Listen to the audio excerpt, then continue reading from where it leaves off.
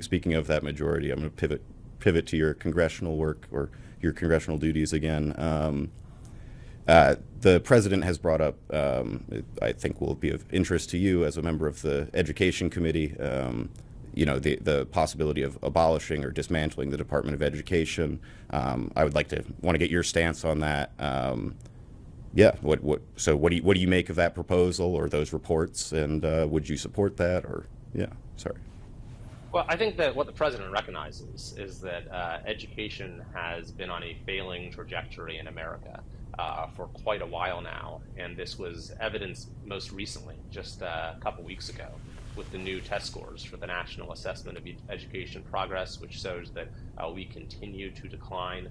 Our scores in math and reading for our kids, 4th grade and 8th grade, across the board, keep getting lower. And this is depriving young people of the opportunities that they deserve in life, and is also casting a pall over the future of our country when our young people are not being educated in the way that they should. And so I do think that we need to examine what has the role of the federal government been in failing to arrest this decline, or perhaps even in facilitating it in some perverse way. So that's what we're looking at right now. And I do think that part of the solution is going to be looking at how the bureaucracy is organized and how funding is allocated.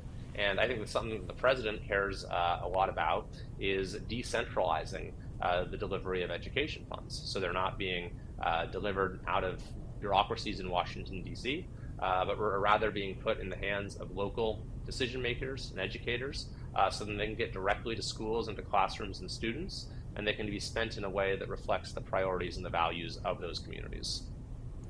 Right. And since those reports and those ideas have sort of come out, have you heard from your constituents either support or opposition to potentially abolishing the Department of Education?